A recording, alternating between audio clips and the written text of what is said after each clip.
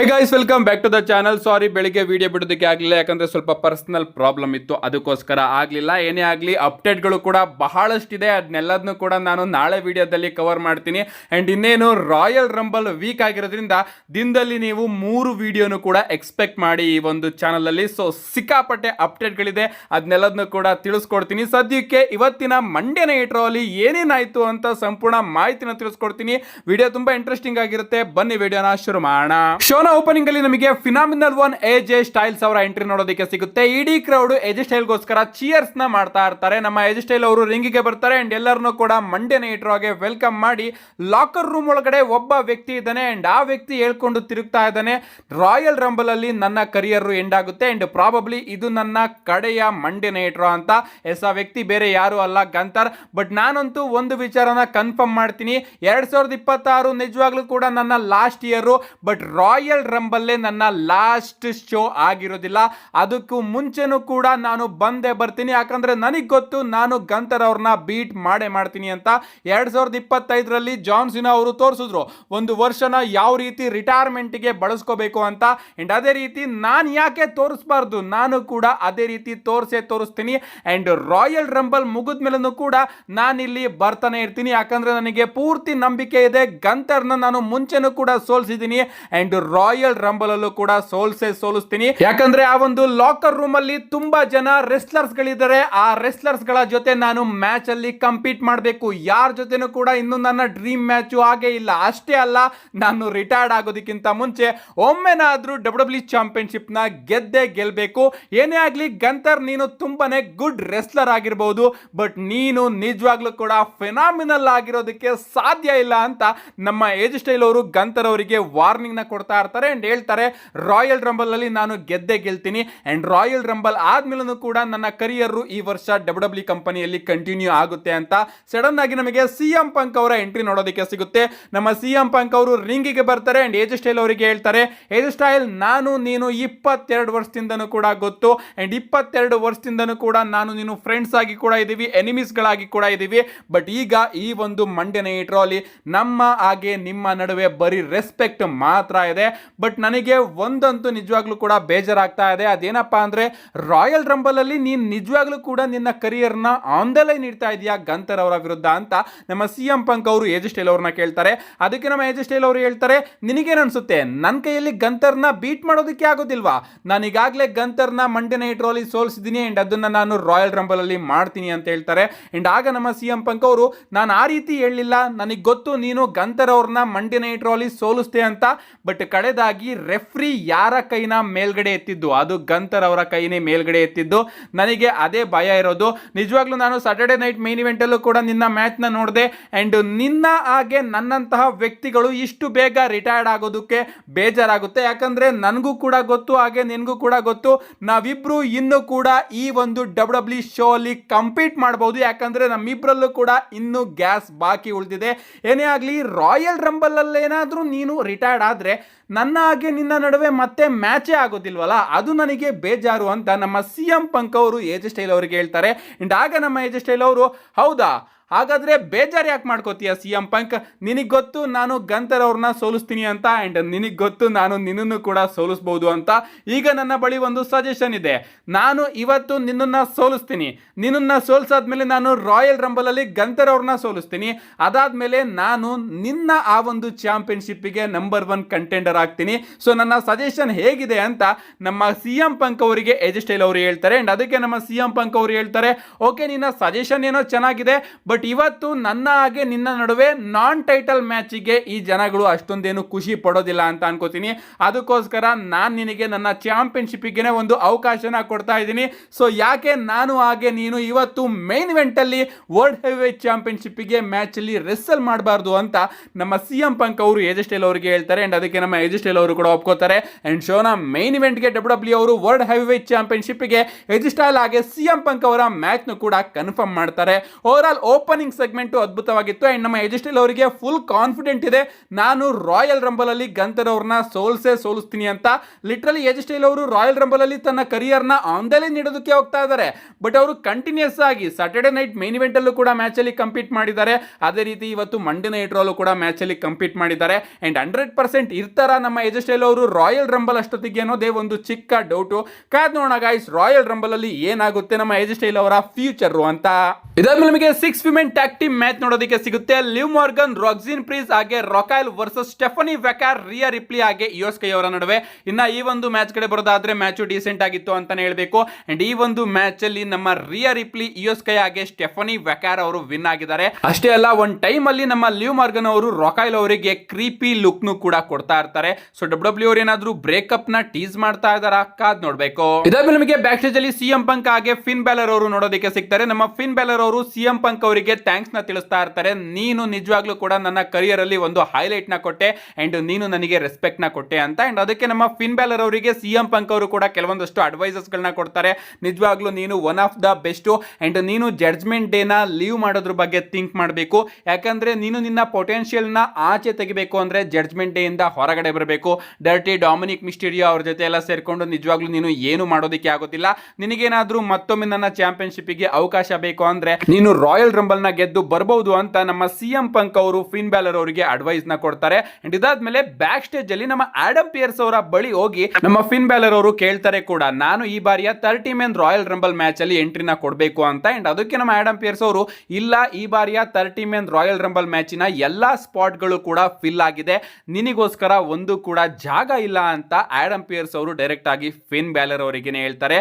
And ಇದಕ್ಕೆ ನಮ್ಮ fin Balor ಅವರ ತಲೆ ಕೆಟ್ಟು ಮೈನ್ ಇವೆಂಟ್ ಅಲ್ಲಿ ನಮ್ಮ ಫಿನ್ ಬ್ಯಾಲರ್ ಅವರು ಒಂದ್ ರೀತಿ ಅನ್ಎಕ್ಸ್ಪೆಕ್ಟೆಡ್ ವಿಚಾರನೆ ಮಾಡ್ತಾರೆ ಅಂತಾನೆ ಹೇಳ್ಬೇಕು. ಲಿಟ್ರಲಿ ಫಿನ್ ಬ್ಯಾಲರ್ ಗೆ ರಾಯಲ್ ರಂಬಲ್ ಮ್ಯಾಚ್ ಒಳಗಡೆ ಎಂಟ್ರಿ ಕೊಡೋದಕ್ಕೆ ಜಾಗ ಇಲ್ವಂತೆ. ಇದನ್ನ ನಮ್ಮ ಆಡಮ್ ಪಿಯರ್ಸ್ ಅವರು ಕನ್ಫರ್ಮ್ ಮಾಡಿದ್ದಾರೆ. ಹಾಗಾದ್ರೆ 30ಕ್ಕೆ 30 ಎಂಟ್ರಿನೂ ಕೂಡ ಲಾಕ್ ಆಗಿದೆಯಾ ಗುರು? ನನಗೇನೋ ಶಾಕ್ ಆಯ್ತು. ಬಟ್ ಡಬ್ಲ್ಯೂ ಅವರು ಅನೌನ್ಸ್ ಮಾಡಿರೋದು ಕೇವಲ 15ರಿಂದ 16 ಎಂಟ್ರಿಗಳು ಮಾತ್ರ.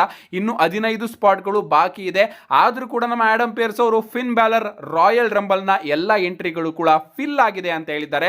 ಏನೇ ಆಗ್ಲಿ, ಡಬ್ಬಾ ಎಂಟ್ರೆನ್ಸ್ ಏನಾದ್ರೂ ರಾಯಲ್ ರಂಬಲ್ ಅಲ್ಲಿ ನಮಗೆ ನೋಡೋದಕ್ಕೆ ಸಿಕ್ಕರೆ ಆಡಮ್ ಪಿಯರ್ಸ್ ಗಂತೂ ನಾನು ಉಗ್ದಾಕ್ಬಿಡ್ತೇನೆ. ಇದಾದ್ಮೇಲೆ ನಮಗೆ ವಿಜನ್ ನ ಎಂಟ್ರಿ ನೋಡೋದಕ್ಕೆ ಸಿಗುತ್ತೆ. ನಮ್ಮ Paul Heyman, Bron Breakker, Bronson Reed, Logan Paul ಹಾಗೆ ಆಸ್ಟನ್ ಥಿಯರಿ ಇವರೆಲ್ಲರೂ ಕೂಡ ರಿಂಗ್ ಗೆ ಬರ್ತಾರೆ. ನಮ್ಮ ಪಾಲಿಮೆನ್ ಅವರು ಮೊದಲನೇದಾಗಿ ಎಲ್ಲರನ್ನೂ ಕೂಡ ಇಂಟ್ರೊಡ್ಯೂಸ್ ಕೊಡ್ತಾರೆ. ಅದಾದ್ಮೇಲೆ ಅವರು ಆಡಮ್ ಪಿಯರ್ಸ್ ಅವರ ಬಗ್ಗೆ ಹೇಳ್ತಾರೆ. ಆಡಮ್ ಪಿಯರ್ಸ್, ನೀನು ಡಬ್ಲ್ಯೂ ಕಂಪನಿಯಲ್ಲಿ ತುಂಬಾನೇ ತಪ್ಪುಗಳನ್ನ ಮಾಡಿದ್ಯಾ. ಮೊದಲನೇದಾಗಿ ನೀನೇ ಬ್ರಾನ್ ಬ್ರೇಕರ್ ಅವರ ಮೇಲೆ ಮೊದಲನೇದಾಗಿ ಕೈ ಮಾಡಿದ್ದು. ಎರಡನೇದಾಗಿ ಬ್ರಾಸ್ ನೆಕಲ್ಸ್ ಗಳನ್ನ ನೀನೇ ಬೇಕು ಅಂತ ರಿಂಗ್ ಮೇಲ್ಗಡೆ ಬಿಟ್ಟೋಗಿದ್ದು. ಅಂಡ್ ಅದರಿಂದಾನೇ ಆಸ್ಟನ್ ಥಿಯರಿ ಅವರು ಸೋತಿದ್ದು. ಈಗ ನೀನು ಇಲ್ಲಿಗೆ ಬಾ, ಎಲ್ಲರ ಬಳಿ ಕ್ಷಮೆನ ಕೇಳು ಅಂತ ನಮ್ಮ ಪಾಲಿಮೆನ್ ಅವರು ಅಫಿಷಿಯಲ್ ಆಗಿ ಹೇಳ್ತಾರೆ. ಅಂಡ್ ಅದಕ್ಕೆ ಆಡಮ್ ಪಿಯರ್ಸ್ ಅವರ ಎಂಟ್ರಿ ಕೂಡ ನಮಗೆ ನೋಡೋದಕ್ಕೆ ಸಿಗುತ್ತೆ. ಆಡಮ್ ಪಿಯರ್ಸ್ ಅವರು ಬರಬೇಕಾದ್ರೆ ಲೇಡೀಸ್ ಅಂಡ್ ಜೆಂಟಲ್ಮೆನ್ ಎಲ್ಲರೂ ಕೂಡ ನಿಂತ್ಕೊಂಡು ಆಡಮ್ ಪಿಯರ್ಸ್ ಅವರಿಗೆ ಮಿಡಲ್ ಫಿಂಗರ್ ನ ತೋರಿಸಿ ಅಂತ ನಮ್ಮ ಪಾಲಿಮೆನ್ ಅವರು ಹೇಳ್ತಾರೆ. ನಮ್ಮ ಆಡಮ್ ಪಿಯರ್ಸ್ ಅವರು ಕೂಡ ರಿಂಗಿಗೆ ಬಂದು ಮೊದಲನೇದಾಗಿ ಎಲ್ಲರಲ್ಲೂ ಕೂಡ ಕ್ಷಮೆನ ಕೇಳಿ, ಬ್ರಾನ್ ಬ್ರೇಕರ್, ನಾನು ನಿನ್ನಲ್ಲೂ ಕೂಡ ಕ್ಷಮೆ ಕೇಳ್ತಾ ಇದ್ದೀನಿ. ಯಾಕಂದ್ರೆ ನಾನೇ ನಿನ್ನ ಮೇಲೆ ಕೈ ಮಾಡಿದ್ದು, ನನ್ನಿಂದ ನಿಮ್ಮೆಲ್ಲರಿಗೂ ಕೂಡ ತೊಂದರೆ ಆಗಿದೆ, ಅದಕ್ಕೋಸ್ಕರ ನಾನು ಸಾರಿನ ಕೇಳ್ತಾ ಇದ್ದೀನಿ. ನನ್ನ ಈ ಒಂದು ಪ್ರಾಬ್ಲಮ್ ಮತ್ತೊಮ್ಮೆ ರಿಪೀಟ್ ಆಗೋದಿಲ್ಲ ಅಂತ ಹೇಳ್ತಾರೆ. ಇದಾದ್ಮೇಲೆ ನಮ್ಮ ಪಾಲಿಮೆನ್ ಅವರು ಮೈಕ್ ನ ತಗೊಂಡು ಮಾತಾಡೋದಕ್ಕೆ ಹೋಗ್ತಾ ಇರ್ತಾರೆ. ಅದನ್ನ ನಮ್ಮ ಆಡಮ್ ಪಿಯರ್ಸ್ ಅವರು ತಡೆದು, ನಿನ್ನ ಎಲ್ಲಾ ಡಿಮ್ಯಾಂಡ್ಸ್ ಗಳಿಗೂ ಕೂಡ ನಾನು ಒಪ್ಕೊಂಡಿದ್ದೀನಿ. ಬ್ರಾನ್ ಬ್ರೇಕರ್ ಅವರ ಮೇಲೆ ಇದ್ದಂತಹ ಸಸ್ಪೆನ್ಷನ್ ಈಗ ಕ್ಲಿಯರ್ ಆಗಿದೆ. ಅಷ್ಟೇ ಅಲ್ಲ, ಬ್ರಾನ್ ಬ್ರೇಕರ್ ಅವ್ರನ್ನ ನಾನು ಈ ಬಾರಿಯ 30 ಮೆನ್ ರಾಯಲ್ ರಂಬಲ್ ಮ್ಯಾಚ್ ಒಳಗಡೆ ಅಫಿಷಿಯಲ್ ಆಗಿ ಅನೌನ್ಸ್ ಮಾಡ್ತಾ ಇದ್ದೀನಿ ಅಂತ ಹೇಳ್ತಾರೆ. ಅಂಡ್ ಅದಕ್ಕೆ ಪಾಲಿಮೆನ್ ಅವರು ಥ್ಯಾಂಕ್ಸ್ ನ ಕೊಡೋದಕ್ಕೆ ಬಂದಾಗ, ತಡೀರಿ ಇಷ್ಟಕ್ಕೆ ನಿಂತಿಲ್ಲ, ಇಲ್ಲಿರ್ತಕ್ಕಂತಹ ಎಲ್ಲಾ ಮೆಂಬರ್ಸ್ ಗಳನ್ನು ಕೂಡ ನಾನು ರಾಯಲ್ ರಂಬಲ್ ಮ್ಯಾಚ್ ಒಳಗಡೆ ಹಾಕ್ತಾ ಇದ್ದೀನಿ. ಅಷ್ಟೇ ಅಲ್ಲ, ಆಸ್ಟನ್ ಥಿಯರಿ, ನೀನು ನನ್ನಿಂದನೇ ಅಲ್ವಾ ಸೋತಿದ್ದು, ಅಂಡ್ ಈಗ ಅದಕ್ಕೆ ರಿವೆಂಜ್ ನ ತಗೊಳ್ಳೋದಕ್ಕೆ ನಿನ್ನ ಹಾಗೆ ರೇ ಮಿಸ್ಟೀರಿಯೋ ಅವರ ಮ್ಯಾಚ್ ನ ಕೂಡ ಕನ್ಫರ್ಮ್ ಮಾಡ್ತಾ ಇದ್ದೀನಿ ಅಂತ ಸಡನ್ ಆಗಿ ಯಾರದ್ದೋ ಆಜ್ಞೆಯನ್ನ ಪಾಲಿಸಿ ನಮ್ಮ ಆಡಮ್ ಪಿಯರ್ಸ್ ಅವರು ಇಷ್ಟೆಲ್ಲಾ ವಿಚಾರಗಳನ್ನು ಕೂಡ ಅಫಿಷಿಯಲ್ ಆಗಿ ಕನ್ಫರ್ಮ್ ಮಾಡ್ತಾರೆ. ಅದಾದ್ಮೇಲೆ ನಮಗೆ ಆಸ್ಟನ್ ಥಿಯರಿ ಹಾಗೆ ರೇ ಮಿಸ್ಟೀರಿಯೋ ಅವರ ಸಿಂಗಲ್ಸ್ ಮ್ಯಾಚ್ ನೋಡೋದಕ್ಕೆ ಸಿಗುತ್ತೆ. ಒಂದು ಡೀಸೆಂಟ್ ಮ್ಯಾಚ್ ಅಂತಾನೆ ಹೇಳ್ಬೇಕು. ಅಂಡ್ ಈ ಒಂದು ಮ್ಯಾಚ್ ಅಲ್ಲಿ ನಮ್ಮ ಆಸ್ಟನ್ ಥಿಯರಿ ಅವರು ರೇ ಮಿಸ್ಟೀರಿಯೋ ಅವರನ್ನ ಪಿನ್ ಮಾಡಿ ವಿಕ್ಟರಿನ ಗಳಿಸ್ಕೊತಾರೆ. ಗೆದ್ದಾದ್ಮೇಲೆ ಆಸ್ಟನ್ ಥಿಯರಿ ಹಾಗೆ ವಿಜನ್ ಎಲ್ಲರೂ ಕೂಡ ಸೇರ್ಕೊಂಡು ರೇ ಮಿಸ್ಟೀರಿಯೋ ಅವರ ಮೇಲೆ ಅಟ್ಯಾಕ್ ಮಾಡೋದಕ್ಕೆ ಶುರು ಮಾಡ್ತಾರೆ. ಪೆಂಟಾ ಹಾಗೆ ಡ್ರ್ಯಾಗನ್ ಲೀ ಅವರ ಎಂಟ್ರಿ ನಮಗೆ ನೋಡೋದಕ್ಕೆ ಸಿಗುತ್ತೆ. ಆದ್ರೂ ಕೂಡ ವಿಜನ್ ಎಲ್ಲರ ಮೇಲೂ ಕೂಡ ಅಟ್ಯಾಕ್ ಮಾಡ್ತಾರೆ. ಅಂಡ್ ಈ ಒಂದು ಅಟ್ಯಾಕ್ ಟೈಮ್ ಅಲ್ಲಿ ಐ ಥಿಂಕ್ ರೇ ಮಿಸ್ಟೀರಿಯೋ ಅವರಿಗೆ ರಿಯಲ್ ಆಗಿ ಇಂಜುರಿ ಆಗಿದೆ ಅಂತ ಅನ್ಕೋತೀನಿ. ಯಾಕಂದ್ರೆ ರೆಫ್ರಿ ಎಕ್ಸ್ ಸೈನ್ ಕೂಡ ತೋರಿಸ್ತಾನೆ. ನಿಜವಾಗ್ಲೂ ಬ್ರೂಟಲ್ ಅಟ್ಯಾಕ್ ನ ಇವತ್ತು ವಿಜನ್, ರೇ ಮಿಸ್ಟೀರಿಯೋ, ಪೆಂಟಾ ಹಾಗೆ ನಮ್ಮ ಡ್ರ್ಯಾಗನ್ ಲೀ ಅವರ ಮೇಲೆ ಮಾಡುತ್ತೆ. ಅಷ್ಟೆಲ್ಲ ಅಟ್ಯಾಕ್ ಮಾಡ್ತಿದ್ರು ಕೂಡ ಆಡಮ್ ಪಿಯರ್ಸ್ ಅವರು ಯಾವುದೇ ರೀತಿಯ ಸೆಕ್ಯೂರಿಟಿ ಗಾರ್ಡ್ಸ್ಗಳನ್ನ ಕಳಿಸೋದಿಲ್ಲ ಆ ಒಂದು ಅಟ್ಯಾಕ್ನ ನಿಲ್ಲಿಸೋದಕ್ಕೆ. ಯಾಕಂದ್ರೆ ಮಂಡೇ ನೈಟ್ ರಾ ಅಲ್ಲಿ ಮುಂಚೆನೆ ನಮ್ಮ ಆಡಮ್ ಪಿಯರ್ಸ್ ಅವರಿಗೆ ಆ ಮಿಸ್ಟೀರಿಯಸ್ ಹೈಯರ್ ಅಪ್ ಕಡೆಯಿಂದ ಒಂದು ಕಾಲ್ ಬಂದಿರುತ್ತೆ ಅಂಡ್ ಆ ಒಂದು ಕಾಲಲ್ಲಿ ಅವರು ಹೇಳಿರ್ತಾರೆ ಪಾಲ್ ಎಮಿನ್ ಅವ್ರನ್ನ ಎದುರು ಹಾಕೋಬೇಡ ಅಂತ. ಅಂಡ್ ಅದಕ್ಕೇನೆ ಇವತ್ತು ಪಾಲ್ ಎಮಿನ್ ಅವರು ಏನ್ ಹೇಳಿದ್ರು ಕೂಡ ಆಡಮ್ ಪಿಯರ್ಸ್ ಅವರು ಎಸ್ ಸರ್ ಓಕೆ ಸರ್ ಅಂತ ಇದ್ರು. ಅಂಡ್ ಇವತ್ತು ರೇ ಮಿಸ್ಟೀರಿಯೋ ಅವರ ಹೆಲ್ಪಿಗೂ ಕೂಡ ನಮ್ಮ ಆಡಮ್ ಪಿಯರ್ಸ್ ಅವರು ಯಾವುದೇ ರೀತಿಯ ಸೆಕ್ಯೂರಿಟಿನ ಕಳಿಸಿಲ್ಲ. ಅಂಡ್ ಇದರಿಂದ ಕನ್ಫರ್ಮ್ ಆಗೋದೇನಪ್ಪಾ ಅಂದ್ರೆ ಪಾಲ್ ಎಮಿನ್ ಅವರು ತನ್ನ ಹೈಯರ್ ಅಪ್ ಪವರ್ ನ ಯೂಸ್ ಮಾಡಿದ್ದಾರೆ. ಅಷ್ಟೇ ಅಲ್ಲ, ಕಂಪ್ಲೀಟ್ ವಿಷನ್ ಕೂಡ ಈಗ ನಮಗೆ 30 ಮ್ಯಾನ್ ರಾಯಲ್ ರಂಬಲ್ ಮ್ಯಾಚ್ ಒಳಗಡೆ ನೋಡೋದಕ್ಕೆ ಸಿಗ್ತಾ ಇದೆ. ಈ ಒಂದು ಸೆಗ್ಮೆಂಟ್ ಕೂಡ ಅದ್ಭುತವಾಗಿತ್ತು. ಇದಾದ್ಮೇಲೆ ನಮಗೆ ವರ್ಲ್ಡ್ ಟ್ಯಾಗ್ ಟೀಮ್ ಚಾಂಪಿಯನ್ಶಿಪ್ ಗೆ ನಂಬರ್ 1 ಕಂಟೆಂಡರ್ ಗೆ ಫ್ಯಾಟಲ್ 4-ವೇ ಟ್ಯಾಗ್ ಟೀಮ್ ಮ್ಯಾಚ್ ನೋಡೋದಕ್ಕೆ ಸಿಗುತ್ತೆ.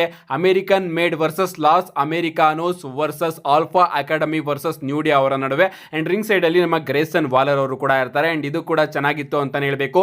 ಒಂದ್ ಟೈಮ್ ಅಲ್ಲಿ ನಮ್ಮ ಅಕಿರಾ ಟೊಸಾವಾ ಅವರ ಪರ್ಫಾರ್ಮೆನ್ಸ್ ಬರುತ್ತೆ ಅಲ್ಟಿಮೇಟ್ ಅಂತಾನೆ ಹೇಳ್ಬೇಕು. ಸೂಪ್ಲೆಕ್ಸ್ ಎಲ್ಲದನ್ನು ಕೂಡ ಕನೆಕ್ಟ್ ಮಾಡ್ತಾ ಇರ್ತಾರೆ, ಡಬಲ್ DDT ಎಲ್ಲದನ್ನು ಕೂಡ ಕನೆಕ್ಟ್ ಮಾಡ್ತಾ ಇರ್ತಾರೆ. ಅಂಡ್ ತುಂಬಾ ಜನ ಒಂದು ಪರ್ಫಾರ್ಮೆನ್ಸ್ ನ ನೋಡಿ ಸಿಕ್ಕಾಪಟ್ಟೆ ಶಾಕ್ ಆಗ್ತೀರಾ. ಅವರೆಲ್ಲರಿಗೂ ಕೂಡ ನಾನು ಹೇಳ್ಬೇಕು, ಅಕಿರಾ ಟೊಸಾವಾ ಅವರು farmer cruiser wait champion.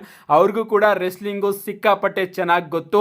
But ಅವರು ರೆಸ್ಲಿಂಗ್ ಬರೋದಿಲ್ಲ ಅನ್ನೋ ಒಂದು ಕ್ಯಾರೆಕ್ಟರ್ ನ ಪ್ಲೇ ಮಾಡ್ತಾ ಇದ್ದಾರೆ ಅಷ್ಟೇ. ಅಂಡ್ ಈ ಒಂದು ಮ್ಯಾಚ್ ನ ಎಂಡಿಂಗ್ ಅಲ್ಲಿ ನಮ್ಮ ಗ್ರೇಸನ್ ವಾಲರ್ ಅವರ ಕಡೆಯಿಂದ ಇಂಟರ್ಫರೆನ್ಸ್ ನೋಡೋದಕ್ಕೆ ಸಿಗಬೇಕಾದ್ರೆ ಜೇವೂಸ್ ಅವರು ಗ್ರೇಸನ್ ವಾಲರ್ ಅವರ ಮೇಲೆನೆ ಅಟ್ಯಾಕ್ ಮಾಡ್ತಾರೆ.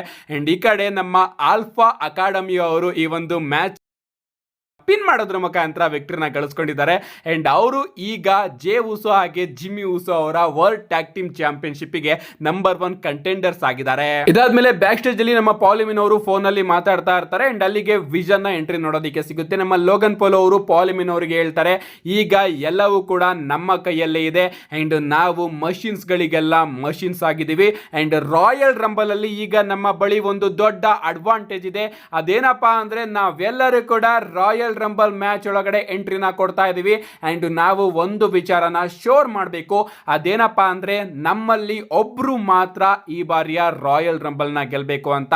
ಅಂಡ್ ಆಗ ನಮ್ಮ ಪಾಲ್ ಎಮಿನ್ ಅವರು ಈ ಬಾರಿಯ ರಾಯಲ್ ರಂಬಲ್ ನ ಗೆಲ್ಲೋದು ಬ್ರಾನ್ ಬ್ರೇಕರ್ ಅಂತ ಹೇಳ್ತಾರೆ. ಅಂಡ್ ಆ ಒಂದು ವಿಚಾರಕ್ಕೆ ನಮ್ಮ ಬ್ರಾನ್ಸನ್ ರೀಡ್ ಎಲ್ಲರೂ ಕೂಡ ಅಗ್ರಿ ಮಾಡ್ತಾರೆ.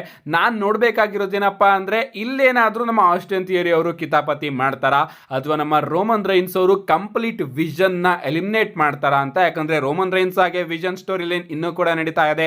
ರಾಯಲ್ ರಂಬಲ್ ಅಲ್ಲಿ ರೋಮನ್ ರೈನ್ಸ್ ಅವರು ಕೂಡ ಎಂಟ್ರಿನ ಕೊಡ್ತಾ ಇದ್ದಾರೆ.